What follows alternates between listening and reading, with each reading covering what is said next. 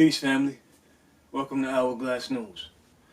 Today we have a story out of San Diego. You know, when I see things like this, I can't help but to question why there's so many people in this society who have a belief that police brutality is not an issue in this country, and that over-aggressive policing does not need to be fixed. But as you can see in this clip, that's far from the truth. Take a look at this. Investigated, accused of pulling a black woman out of her car by her hair and arresting her. That woman, along with other San Diego civil rights leaders, held a rally outside of sheriff's headquarters calling for accountability today. And our Andrew Nomura is live for us in Serra Mesa with what we're learning tonight. Andrew. Well, Andrew, the deputy in question here is David Lovejoy. The victim, Shanita Phillips Abu, along with civil rights leaders here in San Diego, want a couple of things. They want to see an investigation. They want Lovejoy to be placed on administrative leave during the investigation. And then after the investigation is over, they want to see him fired. Shanita Phillips Abu took these photos after she says she was violently arrested by San Diego Sheriff Deputy David Lovejoy during a traffic stop at the beginning of October along State Route 67 while she drove home from the post office. I rolled my window down and he told me, "I'm pulling you over because you have the third brake light out." Abu and other San Diego civil rights leaders rallied outside the agency's headquarters Monday calling for accountability.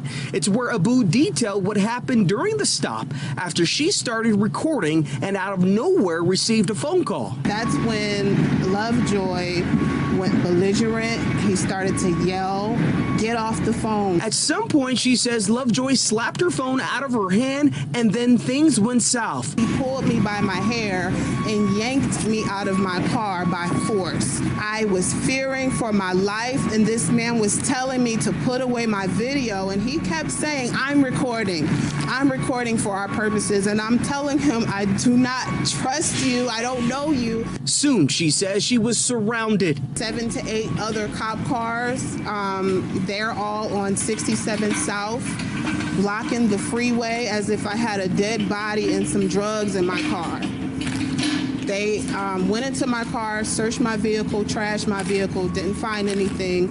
Abu says deputies later arrested her because she was resisting arrest and taken to a county jail, but was later released, no charges, several hours later. Now she wants justice.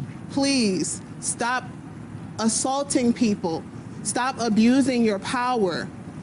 As an officer, as a deputy sheriff, you are held as a public servant. You are held to a higher standard.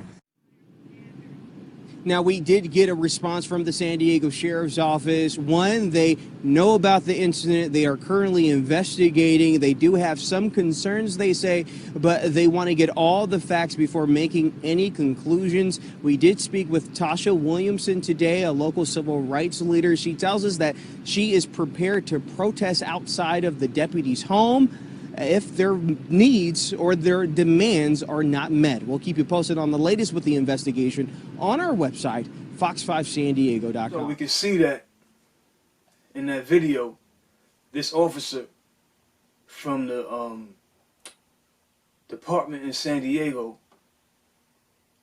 his actions were not of one who is a professional, courteous, and a true public servant, as they claim to be. This young lady, she said she was handcuffed for 6 hours behind her back, and that her body was swollen, she was in pain. When so-called police officers react like this, with an unnecessary use of force, they need to be held accountable. And then these departments, they claim, oh, we're investigating the issue, and we're not going to jump to conclusions because we have to investigate. But if the footage is clear, what else is there to investigate? That's an unlawful use of force. But of course, you'll have those who will make excuses. You'll have those who will justify police misconduct because it doesn't happen in their small bubble they call life. This issue will not cease. And sadly to say, it won't get better until something truly, truly drastic happens on so big of a scale that this country and this world cannot recover from it.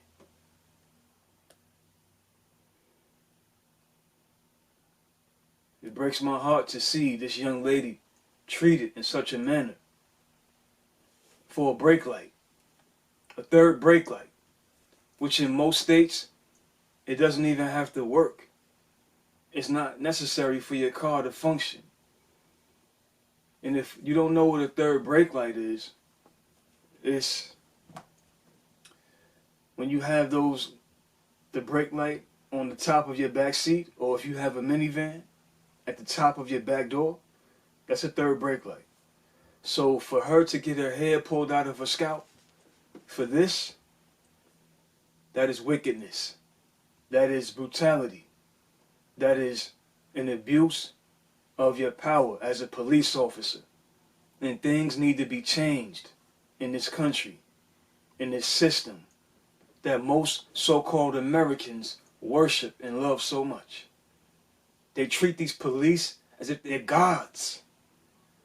They worship police as if they are their very creator.